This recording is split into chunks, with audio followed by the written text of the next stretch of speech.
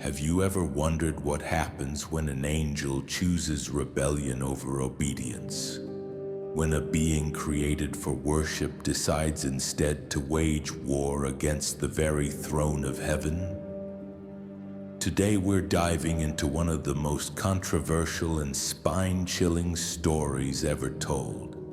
A legend that has been whispered in shadows for millennia yet remains largely unknown to most people. This isn't just another tale of good versus evil. This is the story of Azazel, the angel who didn't just fall from grace, he shattered it completely. Now, before we begin, let me warn you. What you're about to discover will challenge everything you thought you knew about angels, about the spiritual realm, and about the very nature of rebellion itself. This isn't Sunday school material.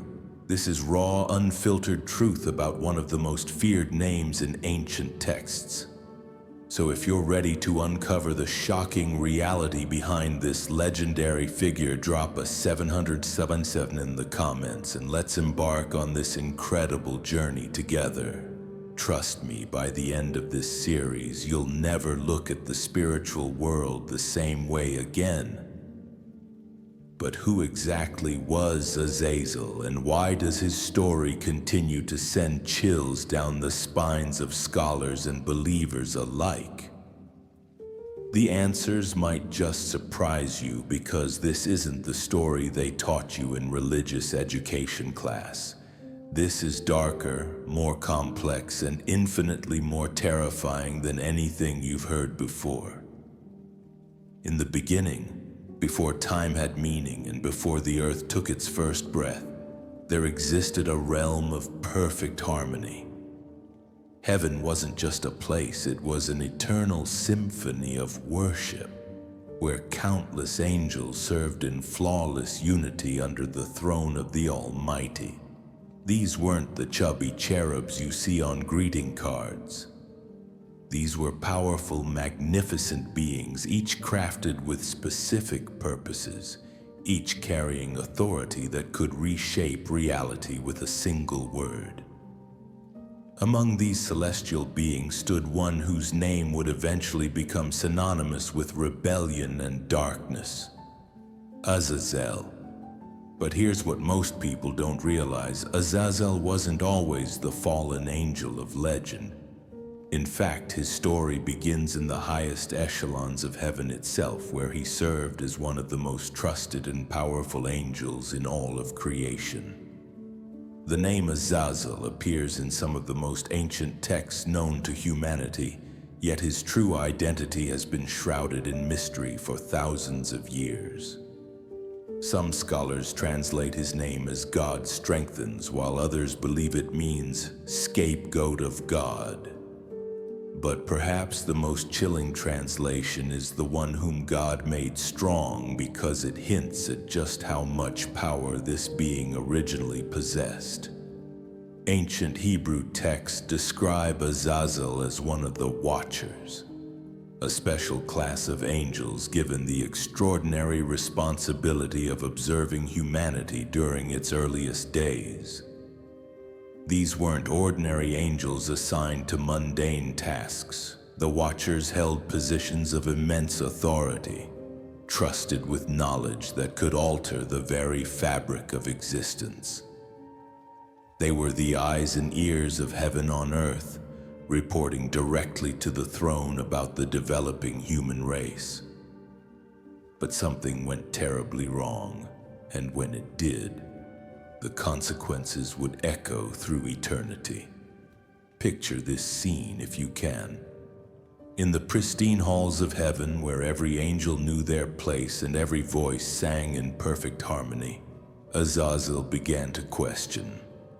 Not the gentle questioning of a student seeking wisdom, but the dangerous questioning of a being who believed he knew better than his creator. You see, Azazel had been watching humanity for centuries, observing their struggles, their pain, their desperate attempts to understand the world around them. And somewhere in that observation, something shifted in his heart. The ancient text known as the Book of Enoch, while not part of the standard biblical canon, provides us with the most detailed account of what happened next. According to this text, Azazel didn't just stumble into rebellion, he orchestrated it. He became the leader of a group of angels who made a decision that would change everything. They chose to abandon their posts in heaven and descend to earth, not as messengers or servants of God, but as beings with their own agenda. Can you imagine the moment when these angels first looked down from heaven and made their choice?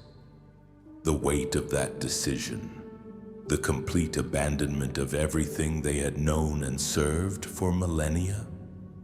This wasn't a moment of weakness or a simple mistake. This was calculated rebellion on a scale that had never been seen before. But why would Azazel, an angel of such high standing, risk everything for such a dangerous path? What could possibly motivate a being who had direct access to the presence of God to throw it all away? The answer lies in something far more complex than simple pride or jealousy. Azazel became convinced that he could improve upon God's design for humanity. You see, as Azazel watched the human race struggle and suffer, he began to believe that God was withholding knowledge and power that could alleviate their pain. He saw humans dying from diseases that heavenly knowledge could cure. He watched them struggle with primitive tools when angelic wisdom could advance their civilization by thousands of years. And in his mind, God's plan seemed cruel, unnecessarily limiting. This is where Azazel's story becomes truly terrifying, because his motivations weren't entirely selfish. In his twisted reasoning, he believed he was becoming a savior to humanity. He convinced himself that by sharing heavenly secrets with mortals, he was performing an act of mercy that God was too cold or distant to provide himself. But here's the crucial detail that makes this story so chilling. Azazel wasn't content to rebel alone. He became a recruiter, a persuader, a leader who convinced other angels to join his cause. The Book of Enoch tells us that 200 angels followed Azazel in his descent to earth, each one abandoning their heavenly position to pursue this dangerous experiment. Picture the scene as these magnificent beings, creatures of light and power, descended from the realm of perfection to walk among humans. It must have been both beautiful and terrifying to witness. Angels, beings that humans were meant to worship and revere, suddenly appearing not as distant messengers, but as companions, teachers, and eventually as corruptors of everything God had intended for humanity. Azazel wasted no time in implementing his plan. According to ancient accounts, he began teaching humans secrets that were never meant for mortal minds. He showed them how to forge weapons of war, turning simple tools into instruments of destruction that could kill more efficiently than anything humanity had previously imagined. He taught them the art of metallurgy, not for construction or progress, but for creating swords, spears, and armor designed for battle. But the weapons were just the beginning. Azazel's corruption of humanity went far deeper than simple warfare. He introduced concepts and practices that would fundamentally alter human society in ways that still echo today. He taught them about cosmetics and jewelry not for simple adornment, but as tools of vanity and deception. He showed them how to alter their appearance, how to present false versions of themselves, how to prioritize external beauty over internal character. Can you see how insidious this corruption was? Azazel wasn't just teaching humans new skills. He was reshaping their values, their priorities, their very understanding of what mattered in life. He was taking beings created in God's image and convincing them that image wasn't enough, that they needed to improve upon divine design through artificial means. The other fallen angels who followed Azazel each contributed their own forms of forbidden knowledge. Some taught sorcery and divination, showing humans how to attempt to peer into the future and manipulate spiritual forces. Others revealed the secrets of astrology, convincing people that their destinies were written in the stars rather than in the hands of their creator. Still others taught the preparation of potions and the casting of spells, introducing humanity to practices that would distance them from their divine purpose.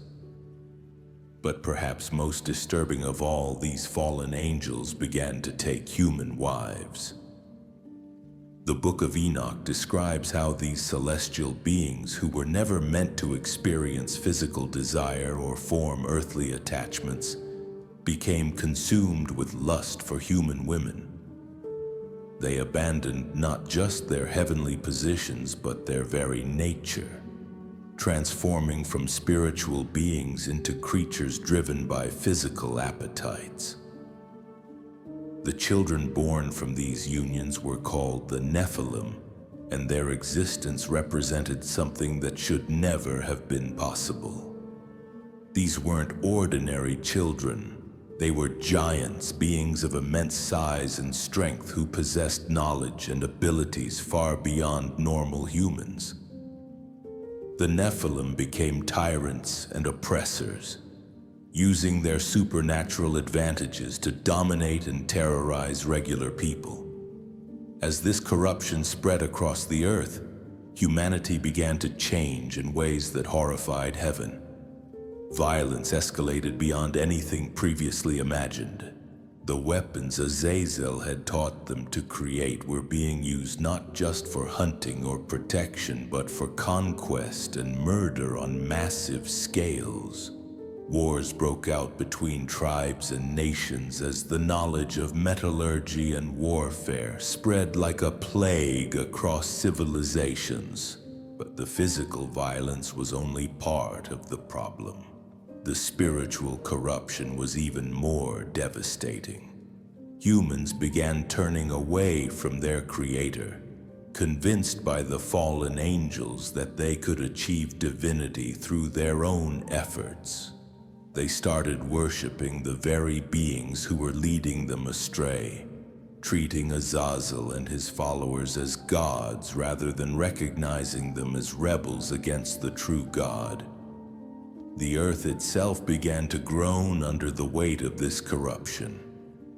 The perfect balance that God had established between humanity and creation started to crumble as humans, armed with forbidden knowledge and driven by corrupted desires, began exploiting and destroying the natural world at an unprecedented rate. And through it all, Azazel watched with satisfaction, believing he had successfully improved upon God's plan for humanity. In his mind, he had liberated humans from divine limitations and given them the tools they needed to become masters of their own destiny. He couldn't see, or perhaps refused to acknowledge, that his gift to humanity was actually destroying everything beautiful about human nature. But here's where the story takes its most chilling turn, because God wasn't unaware of what was happening.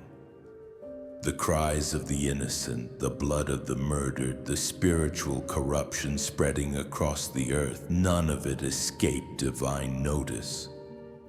And the response that was coming would be swift, decisive, and absolutely terrifying in its scope.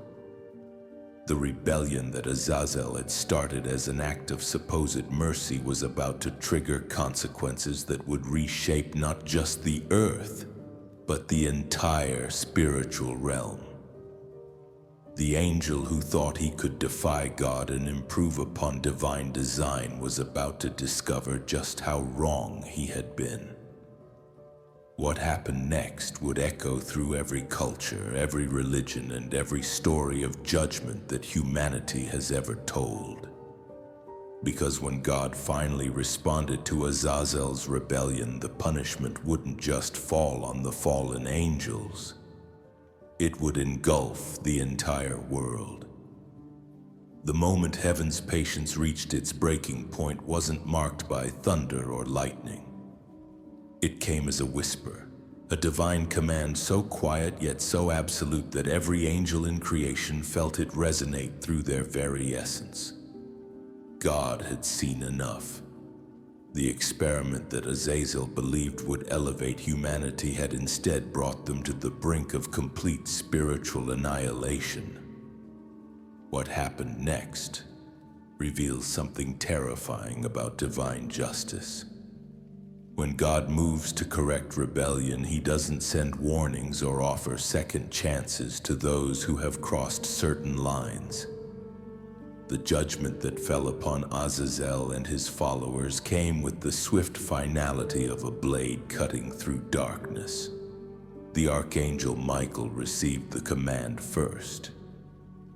Picture this scene if you can, Michael, the warrior of heaven, standing before the throne, receiving orders that would forever change the spiritual landscape. His mission wasn't negotiation or rehabilitation. It was binding and punishment on a scale that defied comprehension. Azazel, the angel who had convinced himself he was saving humanity, was about to discover that his salvation had become their curse. According to the ancient texts, Michael descended to earth with a host of loyal angels, their purpose singular and their resolve unshakable. They found Azazel not cowering in fear, but still reveling in his perceived victory over divine limitation. Even as the forces of heaven surrounded him, Azazel remained convinced that his cause was just, that his rebellion had been necessary. But here's what makes this confrontation so chilling. Azazel didn't go quietly. When faced with divine judgment, he didn't repent or acknowledge his error. Instead, he doubled down on his defiance, arguing that he had given humanity gifts that God had selfishly withheld. Even in the face of overwhelming heavenly authority, his pride remained unbroken. The binding of Azazel wasn't just a physical restraint. Ancient accounts describe it as something far more comprehensive and terrifying. Michael bound Azazel hand and foot, but the bonds weren't made of rope or chains. They were spiritual constraints that prevented him from accessing the divine power he had once wielded so freely. Imagine being stripped not just of your freedom, but of your very ability to influence the world around you. The location of Azazel's imprisonment adds another layer of horror to his story. He wasn't simply locked away in some distant corner of creation. According to the Book of Enoch, he was cast into a place called Defied, described as a desert filled with sharp and jagged rocks. But this wasn't just physical terrain. Defied represented spiritual desolation, a place where the presence of God was so distant that even the memory of divine light seemed like a cruel dream. Picture Azazel, once one of the most powerful beings in creation, now bound and helpless in this wasteland of stone and shadow. The angel who had believed he could improve upon divine design was left to contemplate his choices in complete isolation. No followers to command, no humans to corrupt, no grand schemes to implement. Just endless time to reflect on how his supposed mercy had become the catalyst for humanity's greatest catastrophe. But Azazel's punishment was only the beginning. The other fallen angels who had followed him faced their own forms of divine justice, each tailored to their specific crimes against heaven and earth. Some were bound in different locations, their powers stripped away and their influence over humanity severed completely. Others faced punishment so severe that ancient texts struggle to find words adequate to describe them. Yet the most devastating consequence of Azazel's rebellion wasn't what happened to the fallen angels themselves. It was what happened to the world they had corrupted. The Nephilim, those giant offspring of angels and humans, had become such a source of violence and oppression that their very existence threatened to destroy everything good about human nature. These beings, possessing supernatural strength and forbidden knowledge, had turned the earth into a battlefield where ordinary humans had no hope of survival. The corruption had spread so far and so deep that God made a decision that still echoes through human consciousness today. If the earth could not be cleansed through selective judgment, then it would be cleansed through complete destruction. The Great Flood wasn't just a natural disaster, it was divine reset button, a cosmic do-over necessitated by the catastrophic failure of Azazel's rebellion. Think about the weight of that decision.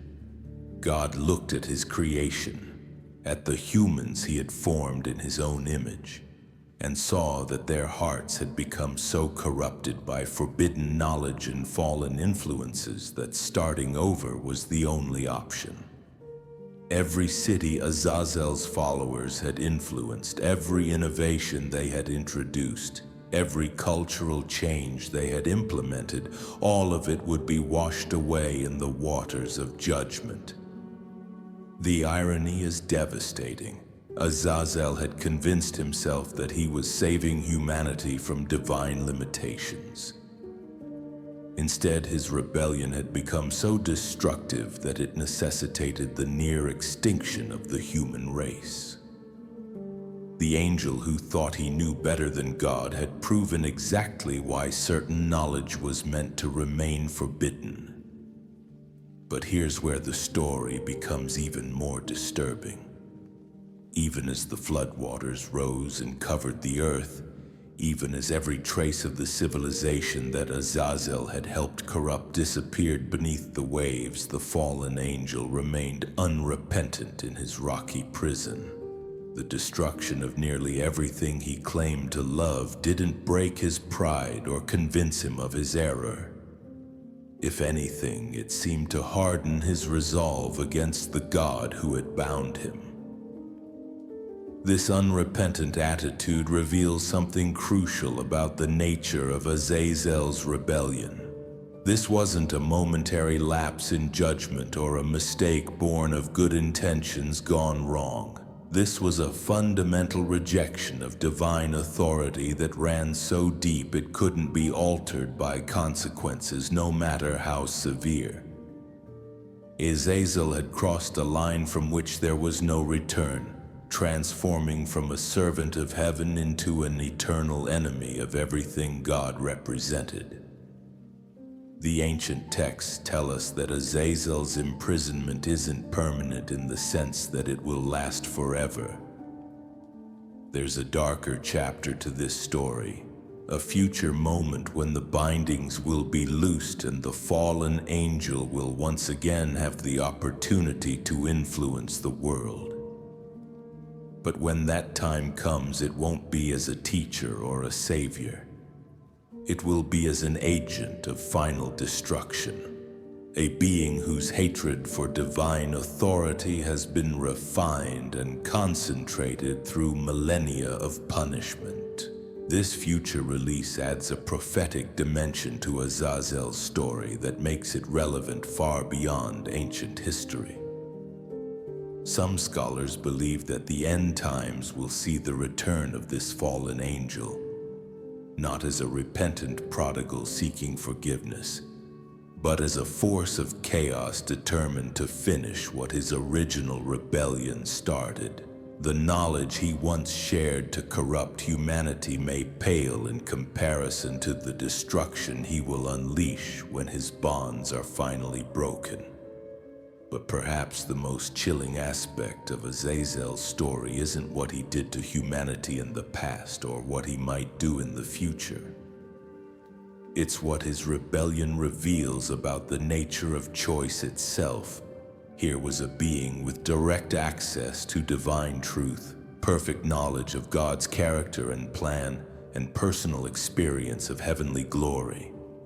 Yet he still chose rebellion over obedience, pride over humility, destruction over creation. If an angel with such advantages could fall so completely, what does that say about the spiritual battles that ordinary humans face every day? If Azazel, with all his knowledge and power, could convince himself that he knew better than God, how much more vulnerable are we to the same deceptions? The legend of Azazel isn't just ancient history.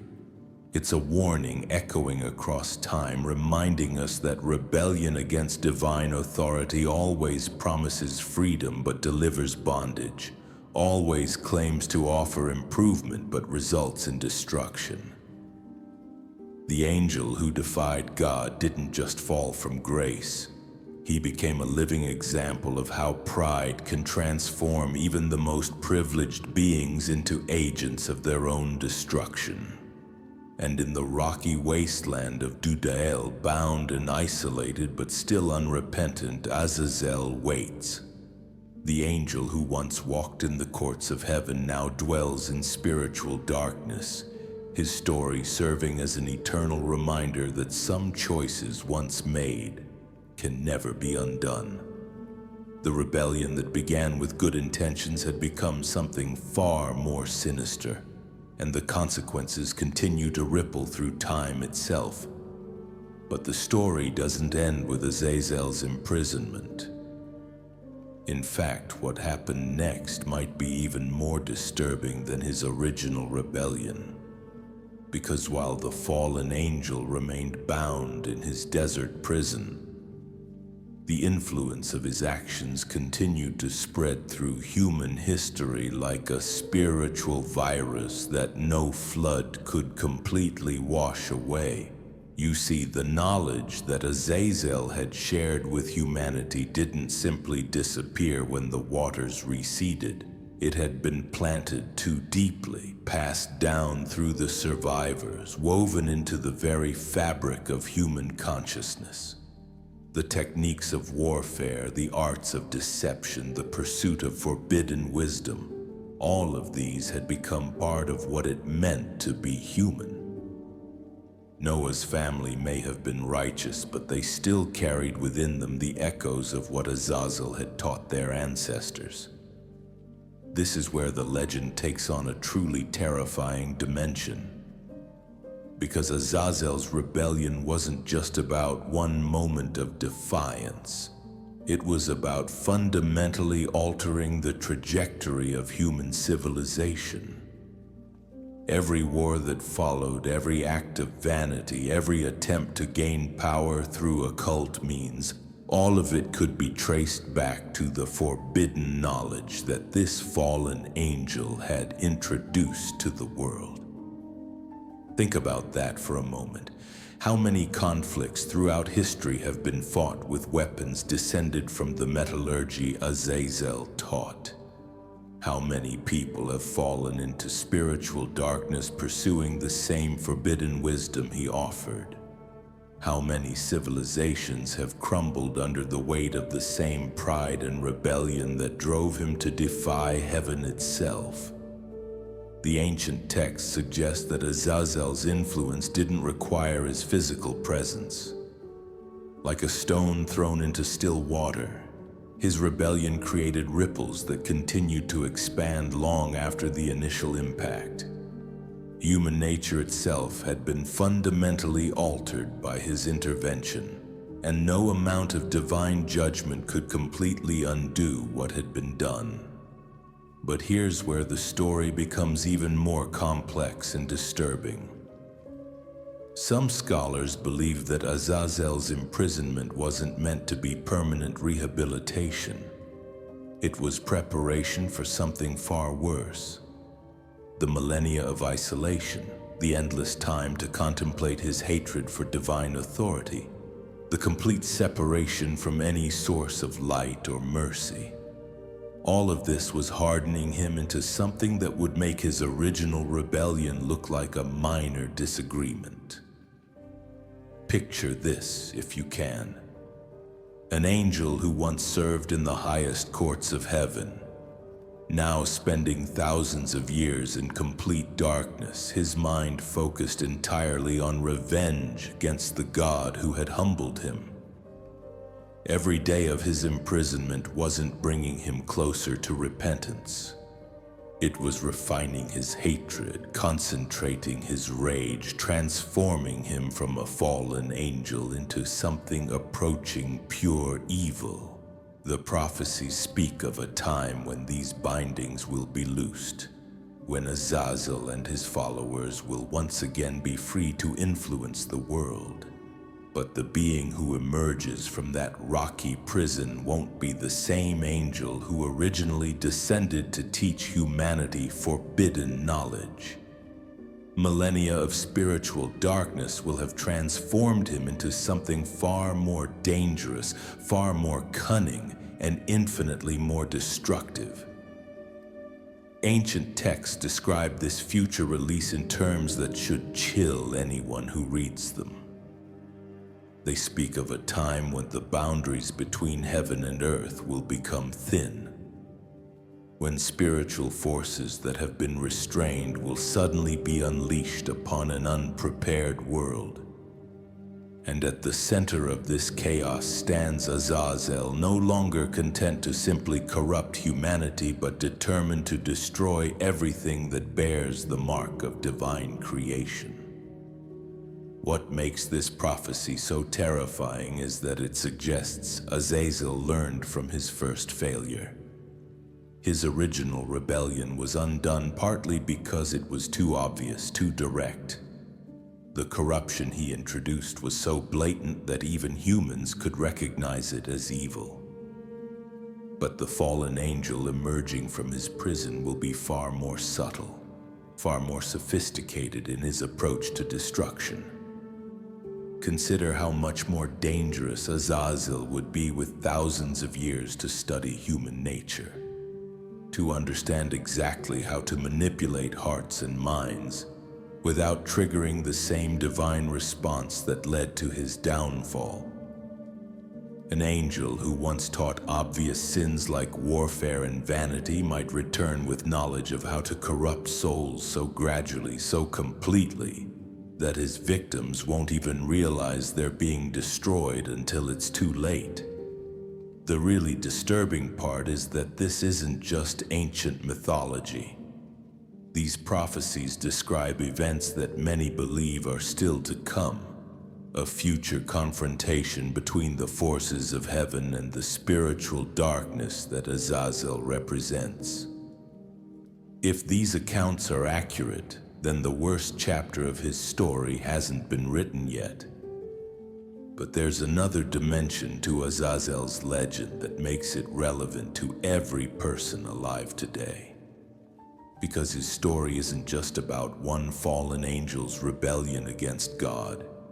It's about the seductive power of pride, the dangerous allure of forbidden knowledge, and the devastating consequences of believing we know better than our Creator. How many times do we find ourselves in Azazel's position, convinced that we understand what's best for our lives better than God does?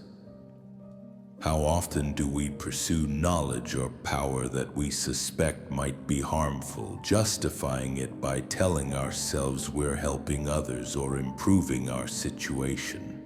How frequently do we rationalize rebellion against divine authority by pointing to perceived flaws in God's plan?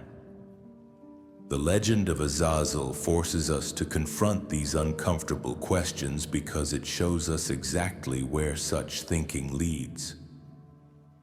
This wasn't a being who stumbled into sin through weakness or ignorance.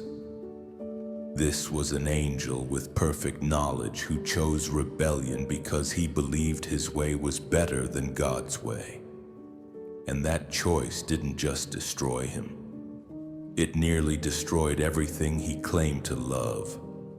What's truly chilling is how reasonable Azazel's original motivations seem.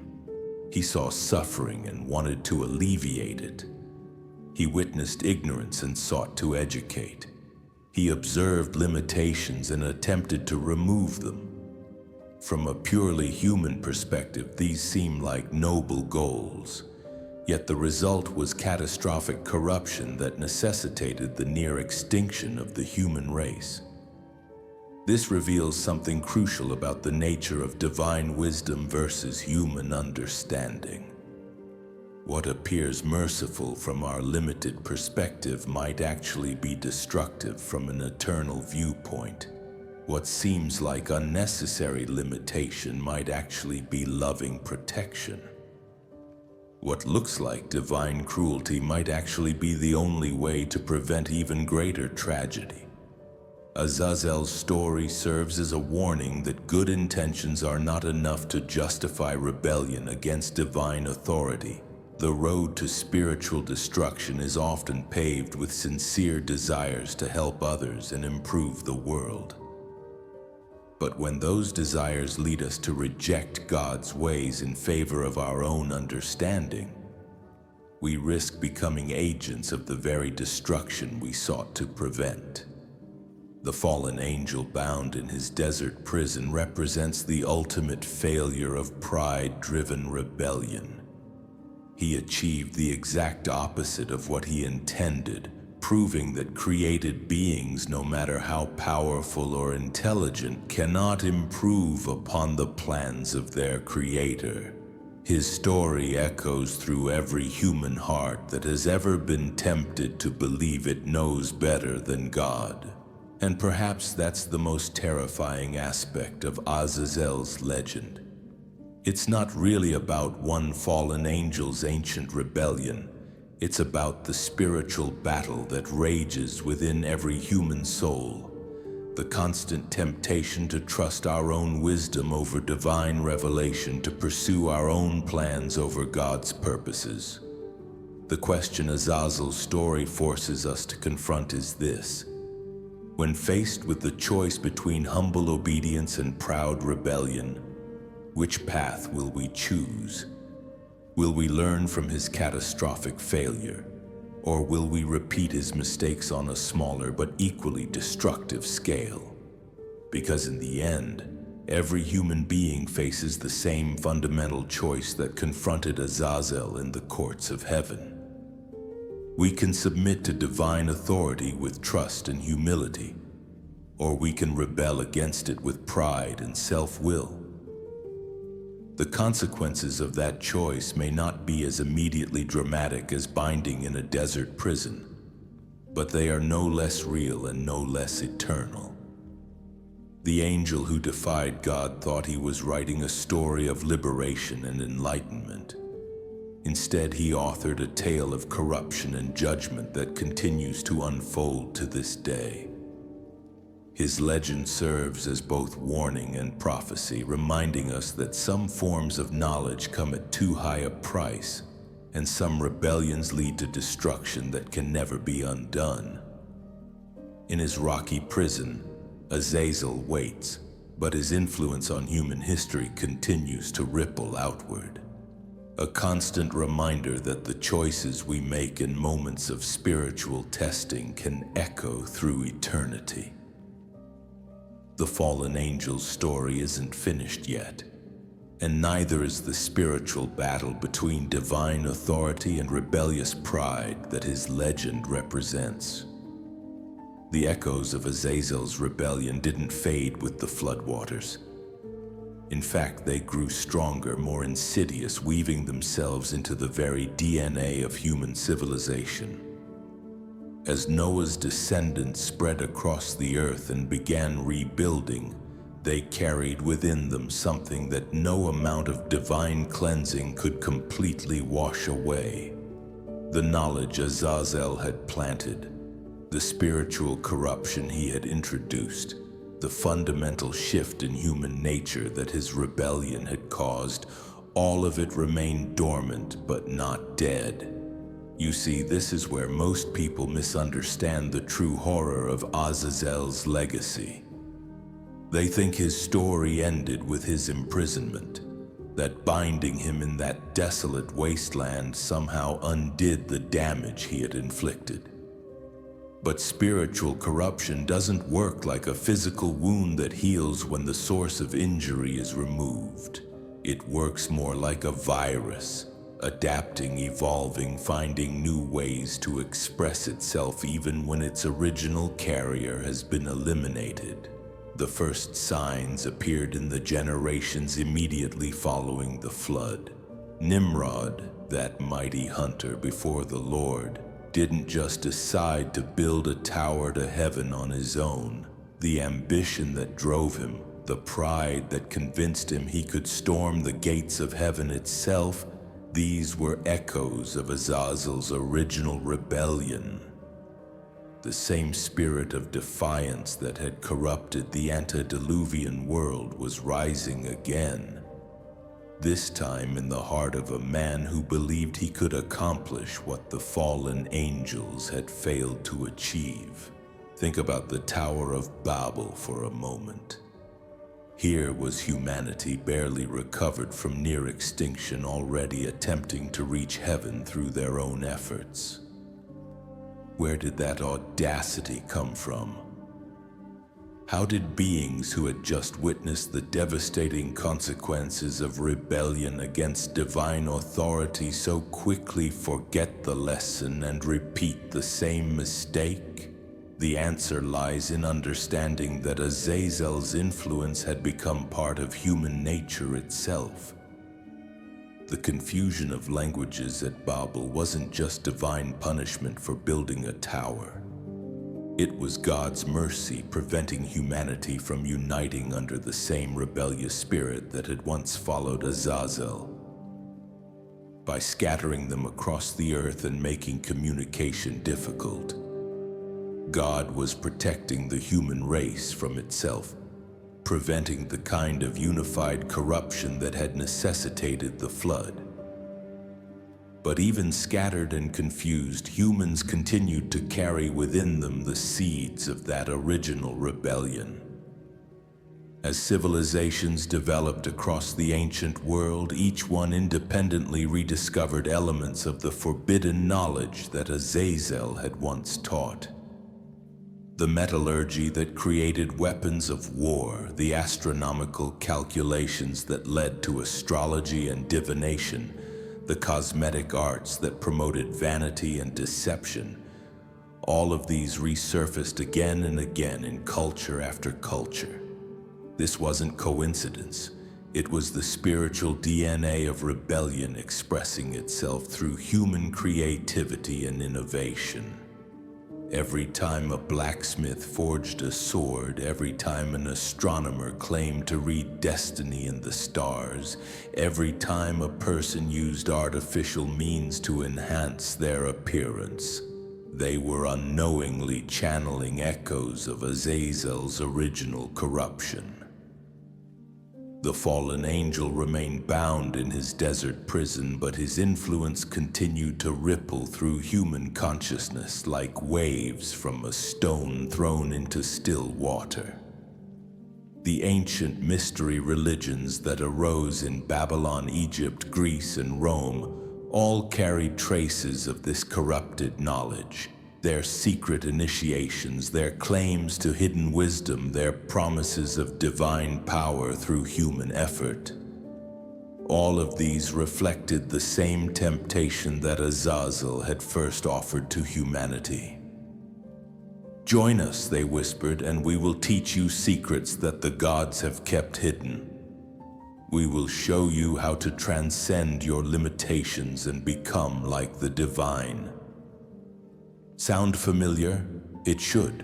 because these were the exact same promises that Azazel had made in the beginning. The packaging changed, the cultural context shifted, but the core message remained identical. Reject divine authority, pursue forbidden knowledge, trust in your own wisdom rather than submitting to your Creator. The fallen angel's rebellion had become humanity's default mode of operation. But here's where the story takes an even darker turn. As these mystery religions developed and spread, they began to actively seek contact with the spiritual forces that Azazel represented. Through elaborate rituals and occult practices, they attempted to communicate with the bound angels, to tap into their power and wisdom even while they remained imprisoned. What they didn't realize was that in doing so, they were preparing the way for something far more sinister than they could imagine. The ancient texts speak of a time when the boundaries between the physical and spiritual realms will become thin, when the barriers that currently keep Azazel and his followers imprisoned will begin to weaken. Some scholars believe this process has already begun, that the increasing interest in occult practices, the rising popularity of ancient religions, and the growing rejection of traditional divine authority are all signs that humanity is unconsciously working to loose the very bonds that protect them from these fallen powers. Consider the modern world for a moment. How many of the innovations we celebrate as human progress actually trace their origins back to the categories of knowledge that Azazel first introduced? Our weapons have become infinitely more sophisticated, capable of destroying not just individuals, but entire civilizations. Our cosmetic and fashion industries promote the same vanity and deception that he once taught. Our entertainment often glorifies violence, rebellion, and the pursuit of forbidden knowledge. Even more disturbing is how contemporary culture increasingly portrays figures like Azazel not as cautionary tales but as heroes. Movies, books, and television shows present fallen angels as misunderstood rebels fighting against an oppressive divine regime. They're depicted as freedom fighters bringing enlightenment to an ignorant humanity, rather than as destroyers whose rebellion nearly annihilated the human race. This cultural shift represents a fundamental inversion of moral understanding that would have been unthinkable to previous generations. But perhaps most chilling of all is the way modern technology has amplified every form of corruption that Azazel originally introduced. The weapons he taught humans to forge were deadly but limited in scope. Today's weapons can end all human life on Earth. The vanity and deception he promoted affected individuals and communities. Today's social media platforms allow these corruptions to spread globally in real time. The forbidden knowledge he shared was restricted to a few initiates. Today's internet makes every form of occult wisdom instantly accessible to anyone with a smartphone. It's as if humanity has spent the millennia since Azazel's imprisonment working to perfect and amplify every aspect of his original corruption. We've taken his spiritual viruses and given them technological superpowers, creating a world that in many ways is more thoroughly corrupted than the antediluvian civilization that God destroyed with the flood. And through it all, in his rocky prison in Dudael, Azazel watches and waits. The ancient text suggests that he's not simply enduring his punishment passively. He's using this time to observe, to learn, to refine his understanding of human nature and divine justice. When he finally emerges from his bonds, he won't be the same being who was imprisoned thousands of years ago. He'll be something far more dangerous, armed with millennia of observation and refined by ages of concentrated hatred. The prophecies speak of this future release in terms that should terrify anyone who understands what they're describing. They tell of a time when Azazel will return not as a teacher or a liberator, but as a destroyer whose only goal is the complete annihilation of everything that bears the mark of divine creation. The angel who once claimed to love humanity will reveal that his true feelings are quite the opposite. But here's what makes this prophetic dimension of Azazel's story so relevant to our current moment. Many biblical scholars believe we're living in the time period that immediately precedes these events.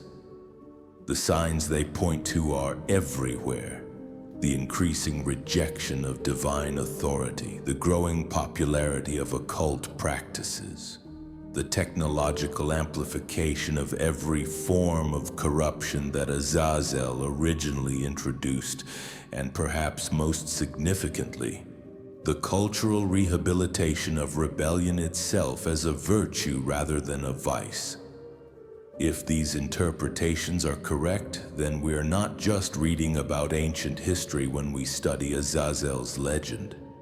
We're reading about our own future. The fallen angel's story isn't finished, and neither is humanity's role in it. Every choice we make to embrace or reject divine authority, every decision to pursue forbidden knowledge or submit to divine wisdom, every moment when we choose between pride and humility, we're positioning ourselves for the final chapter of this cosmic drama. The really terrifying part is how few people seem to understand the stakes involved. Most of the world treats spiritual matters as personal preferences or cultural traditions, not recognizing that we're actually participants in an eternal conflict between divine authority and rebellious pride. They don't realize that every seemingly small choice to reject God's ways in favor of their own understanding is actually in alignment with the same spirit that drove Azazel to his catastrophic rebellion.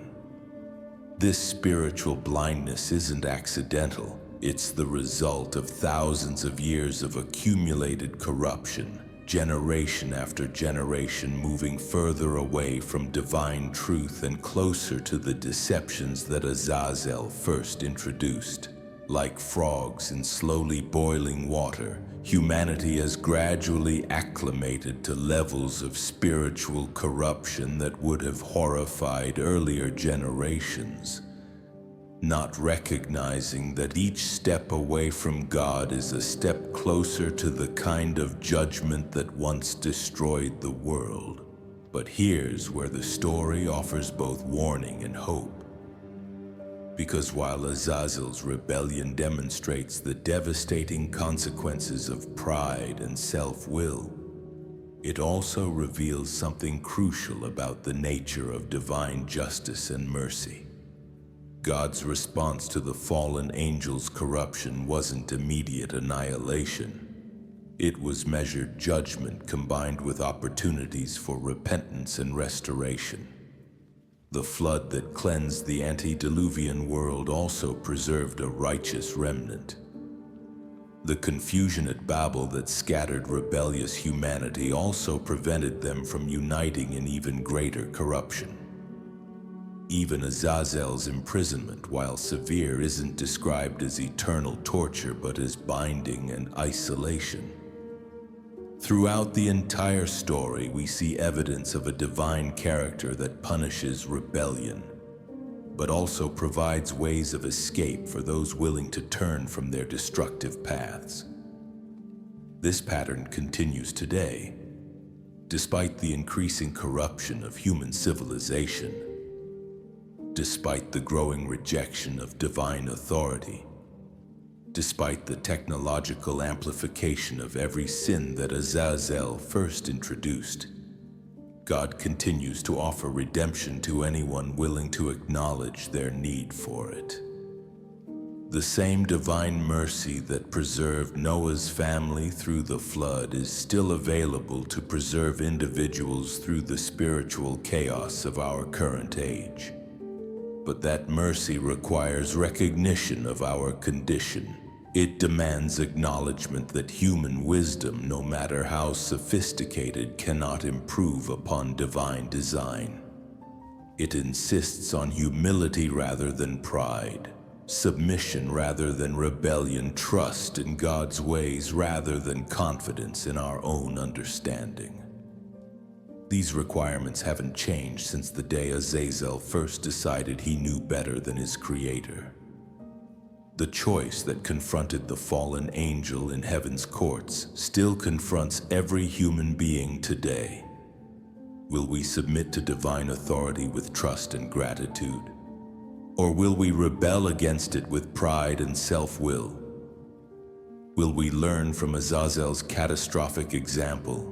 Or will we repeat his mistakes on whatever scale our circumstances allow? The consequences of that choice extend far beyond our individual lives. Just as Azazel's rebellion affected not only himself but every angel who followed him, and every human who accepted his corrupted teachings, our spiritual choices ripple outward to influence families, communities, and entire cultures.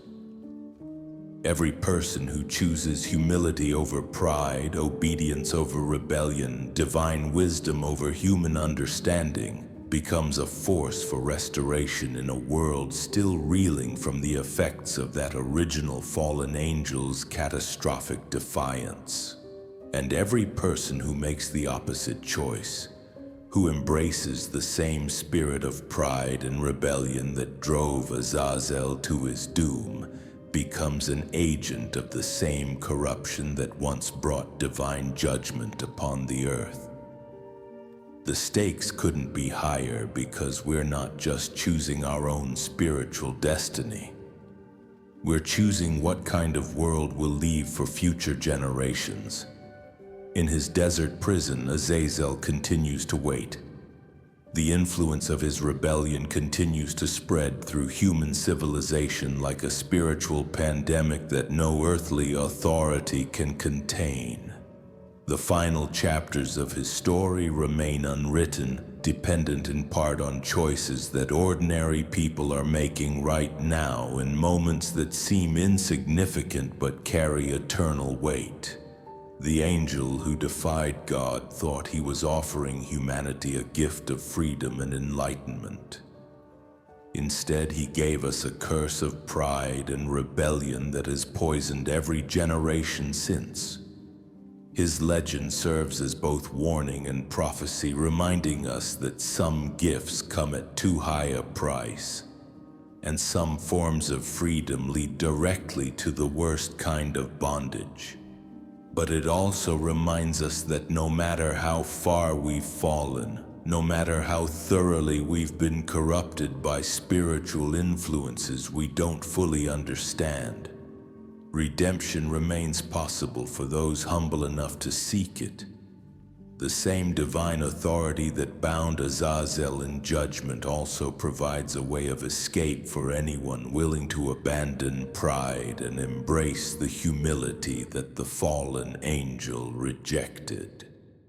The choice is ours, the consequences are eternal, and the time for choosing may be shorter than we think.